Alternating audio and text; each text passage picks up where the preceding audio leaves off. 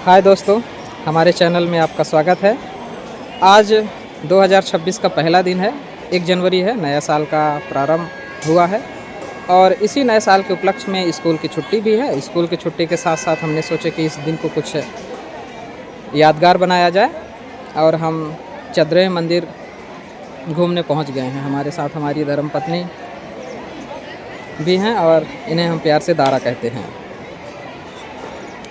दोस्तों, आज हम चद्रे मंदिर घूमने आए हैं और चद्रे मंदिर के इतिहास के बारे में आपको हम थोड़ा बहुत बताते हैं, जितना हमें पता है। यह शिव मंदिर सोन और बनास नदी के संगम के निकट स्थित है। सीधी जिले के रामपुर नैकिन तहसील अंतर्गत ग्राम चद्रे में 1950 ईस्वी में इस शिव मंदिर का निर्माण कराया गया था। इसे मठ भी कहते हैं, इसे गढ़ी भी कहते हैं। चेद वंश के राजा प्रबोध शिव द्वारा इस मंदिर का निर्माण कराया गया था। इस मंदिर को मठ भी कहते हैं और इस मंदिर को गढ़ी भी कहते हैं।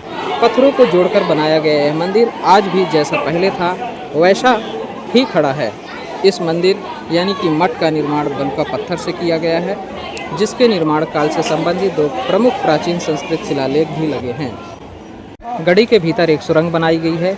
वो सुरंग यहाँ से चल करके सोन नदी यानी कि भंवरसेन के पास निकलती है। ऐसा माना जाता है कि इस सुरंग का निर्माण इसलिए कराया गया था क्योंकि यहाँ इस महल में जो रानी रहती थी उस सुरंग के माध्यम से वो नहाने जाती थी और स्नान करके वापस अपने महल में आ जाती थी।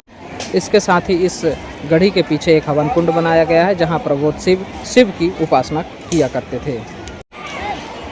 इस मंदिर का निर्माण नागर शैली में किया गया है। पहाड़ों के बीच में स्थित यह शिव मंदिर या मठ का निर्माण पत्थरों से किया गया है।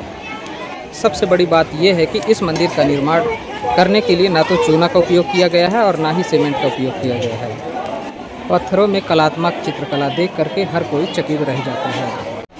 इसके इतिहास के बारे में बात करें तो सीधी जिले में या सीधी क्षेत्र अंतर्गत 850 से लेकर के 1075 ईसा पूर्व तक चेद वंश का राज था। चेद वंश में प्रमुख 2 राजा थे, एक शिशुपाल और एक प्रबोध शिव। ऐसा कहा जाता है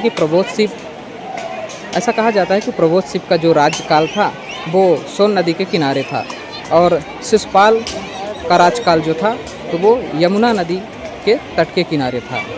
प्रबोध शिव का शासनकाल का प्रमाण यही मिलता है कि इस शिव मंदिर को ही प्रमाण के रूप में माना जाता है कि प्रबोध शिव जी के द्वारा बनवाया गया यह मंदिर है और उनके शासनकाल को ये दर्शाता है कि उन्हीं का शासन यहाँ पर था।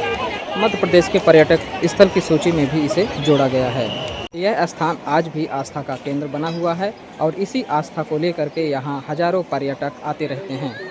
लेकिन शासन प्रशासन की उदासीनता के कारण इस भव्य मंदिर का या इस भव्य स्थान का प्रचार प्रसार नहीं हो पा रहा है। इसके चलते अभी भी पर्यटकों की कमी महसूस की जा सकती है। यदि शासन प्रशासन इस स्थान को ध्यान दे तो ये आज भी पर्यटक स्थल की सूची में तो शामिल है ही, लेकिन ये बहुत ही प्रमुख स्थान बन सकता है।